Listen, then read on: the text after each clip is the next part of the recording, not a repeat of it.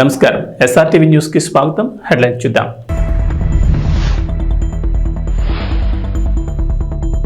ఏపీలో మరోసారి ఎన్నికలు, కేంద్ర ఎన్నికల సంఘం కీలక ప్రకటన.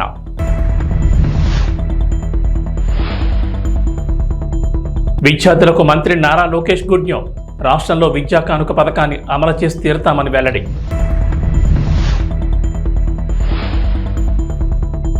తెలంగాణలోని ఉద్యోగులకు రేవంత్ సర్కార్ గుడ్ న్యూస్, పెండింగ్ లో ఉన్న డిఏ చెల్లించేందుకు ప్రభుత్వం నిర్ణయం.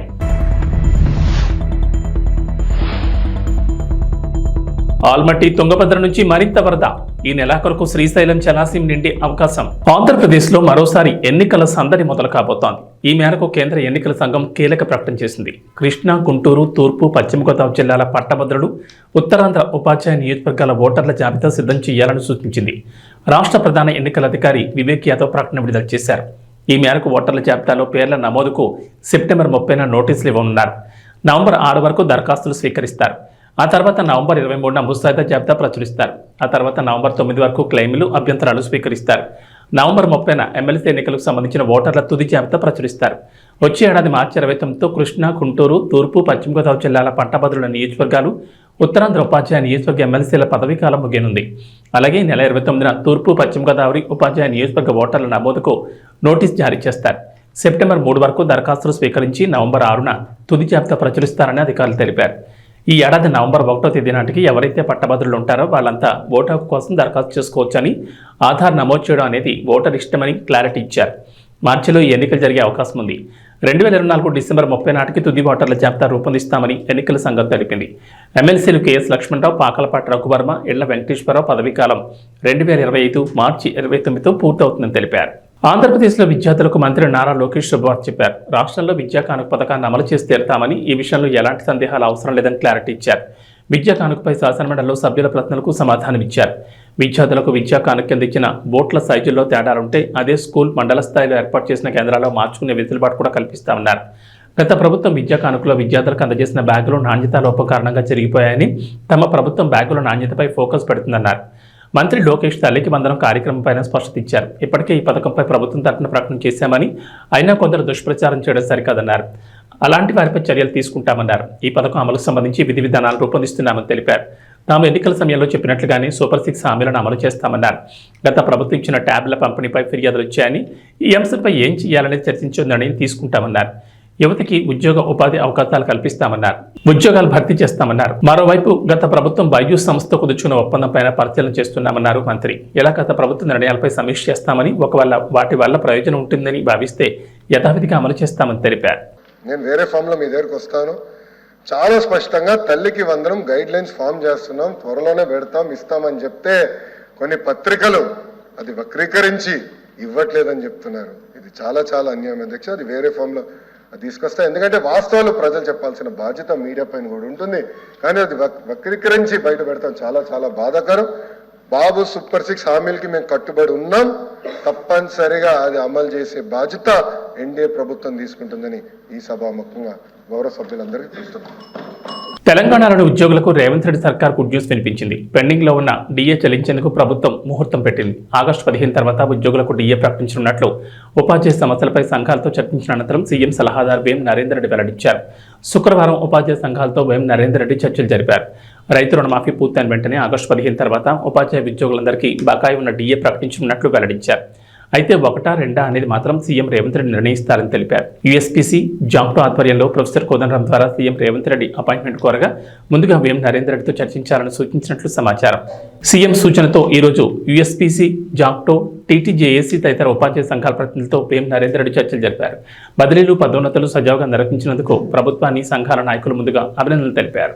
ఆంధ్రప్రదేశ్లో ఆగస్టు నెల పింఛన్లకు సంబంధించి ప్రభుత్వం ఏర్పాట్లు పూర్తి చేసింది. 4 రోజుల ముందుగానే నిధుల విడుదలపై ఫోకస్ పెట్టింది. గత నెలలో గ్రామ, వార్డు సచివాలయాల ఉద్యోగులకు పింఛన్ల పంపిణీ బాధ్యత అప్పగించగా ఈసారి కూడా వారే ఆగస్టు 1వ తేదీన ఉదయం 6 గంటల నుంచి పింఛన్ల పంపిణీ చేపట్టాలని ప్రభుత్వం ఆదేశించింది. అలా చేయని ఉద్యోగులపై చర్యలు తీసుకుంటామని ఉన్నతాధికారులు స్పష్టంగా తెలిపారు. అస్వస్థతో ఉన్నవారు ఇంకా పంపిణీ మిగిలితే 2వ తేదీని ఇస్తారు. ఎవరైనా పింఛన్ లబ్ధిదారులు ఇతర ప్రాంతాల్లో ఉంటే ఆగస్టు 1 నాటికి స్వగ్రామాల్లో అందుబాటులో ఉండేలా సమాచారం ఇవ్వాలని అధికారులు సచివాలయ ఉద్యోగులకు సూచించారు. మరోవైపు ఆగస్టు నెలలో పింఛన్ల పంపిణీకి సంబంధించి సెర్ఫ్ సీఈఓ కొన్ని సూచనలు చేశారు. రాష్ట్ర వ్యాప్తంగా గ్రామ వార్డు సచివాలయాల ఉద్యోగులు ఆగస్టు 1న ఉదయం 6 గంటలకు పింఛన్ల పంపిణీ ప్రారంభించాలన్నారు. మొదటి రోజే 99% పింఛన్ల పంపిణీ పూర్తి కావాలని, ఒకవేళ సాంకేతిక సమస్య ఎదురైతే రెండవ రోజు పంపిణీ చేయాల్సి ఉంటుందన్నారు. ఆ తర్వాత పంపిణీ సమయం పొడిగించాలని తెలిపారు. అలాగే మొదటి 2 రోజులు పింఛన్ పంపిణీపై అన్ని గ్రామాల్లో social media beat of Tom బహిరంగ ప్రదేశాల్లో ఆడియో రికార్డింగ్ ప్లే చేయడం, వాట్సాప్ ద్వారా విస్తృత ప్రచారం చేయాలని, ఈ సమాచారం ప్రతి పింఛన్ లబ్ధిదారులకు చేరాలని సూచించారు. ఆంధ్రప్రదేశ్ ప్రభుత్వం మహిళలకు గుడ్ న్యూస్ చెప్పింది. తెలుగుదేశం, జనసేన, బీజేపీ కూటమి అధికారంలోకి వచ్చినప్పటి నుంచి ఎన్నికల్లో ఇచ్చిన హామీలకు అనుగుణంగా ఒక్కొక్క పథకాన్ని ప్రభుత్వం అమలు చేసుకుంటూ వస్తోంది. ఈ క్రమంలోనే మహిళలకు ఇచ్చిన హామీల్లో ఒకటైన ఆడబిడ్డ నిధి పథకాన్ని కూడా అమలు చేసేందుకు రంగం సిద్ధమైంది. ఈ క్రమంలోనే అర్హులైన ప్రతి మహిళ ఖాతాలో నెలకు 1500 ప్రభుత్వం జమ చేయనుంది. ఈ క్రమంలోనే తాజాగా ఆడబిడ్డ నిధి పథకం అమలుకు సంబంధించి మంత్రి గుమ్మడి సంధ్యారాణి శాసనమండలిలో ప్రకటన చేశారు. శాసనమండలిలో మాట్లాడిన మహిళా శిశు సంక్షేమ గిరిజన సంక్షేమ శాఖ మంత్రి గుమ్మడి సంధ్యారాణి ఆడబిడ్డ నిధి పథకం అమలుకు సంబంధించి కీలక ప్రకటన వెలువరించారు. కూటమి ప్రభుత్వం ఇచ్చిన సూపర్ 6 హామీ ప్రకారం ఆంధ్రప్రదేశ్లో 18 ఏళ్లు నిండిన ప్రతి మహిళకు నెలకు 1500 చొప్పున ఏడాదికి 18,000 అందిస్తామని పేర్కొన్నారు. ఈ పథకాన్ని త్వరలోనే అమల్లోకి తీసుకొచ్చేందుకు తమ ప్రభుత్వం కృషి చేస్తోందని ఆమె వెల్లడించారు. ముఖ్యమంత్రి నారా చంద్రబాబు నాయుడుకు మహిళలంటే ముందు నుంచి ఎంతో గౌరవం అందరికీ తెలుసని, అందుకే వారికి ఇచ్చిన హామీలను అమలు చేయడానికి కూటమి ప్రభుత్వం కట్టుబడిందని గుమ్మడి సంధ్యారాణి స్పష్టం చేశారు. అధ్యక్ష, గౌరవ సభ్యులు అనురాధ గారు అడిగిన ప్రశ్నకి ఆంధ్రప్రదేశ్లో ఉన్నటువంటి మహిళలు అంటే ఆంధ్రప్రదేశ్లో జనాభాకి సగం కంటే ఎక్కువ మంది మహిళలు ఉన్నారు అధ్యక్ష. గత ప్రభుత్వంలో అక్క చెల్లెమ్మలు అని అక్క చెల్లెమ్మలు అందరికీ ఇంచుమించు మోసం జరిగింది అధ్యక్ష. ఎందుకంటే మహిళలు డ్వాక్రా గ్రూప్ మహిళలకు కానీ ఎక్కడ కూడా కనీసం రుణాలు ఇవ్వడం కానీ వాళ్ళకి ఆర్థిక సహాయం ఏ విధంగా చేయడం కానీ జరగలేదు అధ్యక్ష. అలాగే గౌరవ సభ్యులు అడిగిన దానికి 45 సంవత్సరాలు పూర్తయిన ఎస్టీ, ఎస్సీ, బీసీ, మైనారిటీ మహిళలకు 3,000 రూపాయలు నెలకిస్తాం, మొత్తం టోటల్గా సంవత్సరానికి 36,000 ఇస్తామని ఉపన్యాసం అయితే చెప్పారు కానీ అధ్యక్ష ఎక్కడ అందలేదు అధ్యక్ష.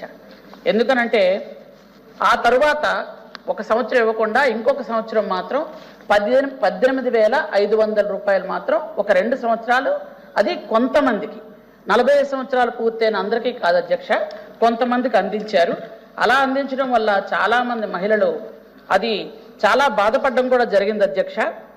ఎందుకనంటే అక్క చెల్లెమ్మలు అని మోసం చేశారు అని 45 సంవత్సరాలు పూర్తయినటువంటి మహిళలందరూ కూడా చాలాసార్లు బాధపడితే అదే ప్లేస్లో ఉండి నేను 3-4 సార్లు ఇదే క్వశ్చన్ ఇదే సభలో నేనే అడిగాను అధ్యక్ష, ఎప్పుడు ఇస్తారు ఈ డబ్బులు అని. ఎందుకంటే సాక్షాత్తు అప్పటి మాజీ ముఖ్యమంత్రి వర్యులు ఇప్పటి ఎమ్మెల్యే గారు పులివెందుల ఎమ్మెల్యే గారు అప్పుడు ఏం చెప్పారంటే క్రిస్మస్ సందర్భంగా, నేను ఆ పేపర్ కటింగ్స్ కూడా నేను ఎమ్మెల్సీగా ఉండేటప్పుడు చూపించాను అధ్యక్ష. క్రిస్మస్ సందర్భంగా మహిళలకు కానుక, మహా కానుక, పెద్ద కానుక అని చూపించి 3,000 రూపాయల నెలకని చూపించారు అధ్యక్ష. కానీ ఒక్కరోజు కూడా ఇచ్చిన పాపాను పోలేదు, మహిళలు చాలా బాధపడ్డారు. కాబట్టి మహిళల్ని గౌరవించడం చంద్రబాబు నాయుడు గారికి మొదటి నుంచి ఉన్నటువంటి అలవాటు. అలాగే ఈ ప్రభుత్వం కూడా సూపర్ 6లో ప్రతి మహిళకు 18 సంవత్సరాలు పూర్తయిన ప్రతి మహిళకు 1,500 రూపాయలు అంటే సంవత్సరానికి 18,000 రూపాయలు ఖచ్చితంగా అందించడం జరుగుతుంది అధ్యక్ష. దీనిలో ఎవరిని కూడా తెలుగింటి ఆడపడుచుల్ని అన్యాయం చేసేది లేదు అధ్యక్ష. ఖచ్చితంగా అప్పుడైతే అక్క చెల్లెమ్మలకు అన్యాయం జరగడం వాస్తవమే, కానీ ఇప్పుడు మాత్రం ఖచ్చితంగా అన్ని రకాలైనటువంటి వివరణలతో త్వరలోనే దీన్ని మేము రూపొందించడం జరుగుతుంది అధ్యక్ష. Thank you. పాకిస్తాన్ ఉగ్రముఖలు అక్రమంగా భారతదేశంలోకి చొరబడగా వారిని తిప్పికొడుతూ మన భూభాగాన్ని పరిరక్షించడానికి ఆపరేషన్ విజయ్ పేరిట కార్గిల్ యుద్ధం జరిగి 25 సంవత్సరాలు పూర్తయిన సందర్భంగా పామిడి పట్టణంలో బీజేపీ ఆధ్వర్యంలో విజయ్ దివాస్ ర్యాలీ నిర్వహించి పట్టణంలోని ఎద్దులపల్లి రోడ్ సర్కిల్లో విద్యార్థులతో కలిసి మానవహారం ఏర్పాటు చేసి నినాదాలు చేసి కార్గిల్ యుద్ధంలో పాల్గొన్న పట్టణానికి చెందిన మాజీ సైనికాధికారి ఈశ్వర్యని మరియు లక్ష్మీనారాయణకు సత్కారం చేశారు. ఈ సందర్భంగా బీజేపీ మండల అధ్యక్షులు అంజనాయక్ మరియు బీజేపీ యువమోర్చా జిల్లా ఉపాధ్యక్షుడు రాజశేఖర్ గౌడ్ మాట్లాడుతూ ఈ యుద్ధంలో ప్రత్యక్షంగా పాల్గొని దేశం కోసం తమ ప్రాణాలను సైతం పణంగా పెట్టి పోరాడిన భారత సైనికుల శౌర్య పరాక్రమాలను వేనోళ్ల కొనియాడుతూ నేటి యువత విద్యార్థులు దేశం పట్ల అనురక్తి కలిగి ఉండాలని సూచించారు. ఈ కార్యక్రమంలో బీజేపీ మండల ఉపాధ్యక్షులు సునీల్ కుమార్, చాణుక్య, అజయ్, గోపాల్, హరినాథ్ తదితరులు పాల్గొన్నారు. Junior college PT Ramakrishna, Shri Saraswati Vidyamandir, హాయ్ బాబా మరియు పామిడి మండల ప్రజలు పాల్గొన్నారు.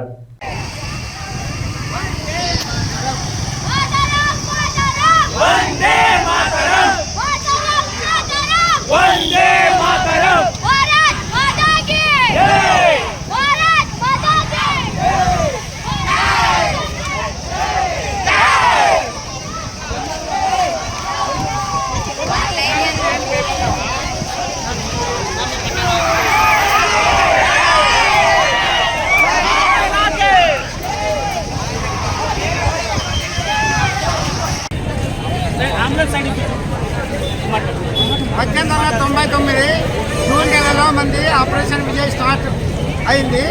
కార్గిల్ యుద్ధం అంటారు వాటిని. అక్కడి నుంచి మనం పైన పాకిస్తాన్ కెప్టెన్ చేసిన పోస్టు 3 పైనే ఉండింది సెక్టార్లో. మన ఫౌజు సింగిల్ కింద ఉండే చాలా తేడాలో.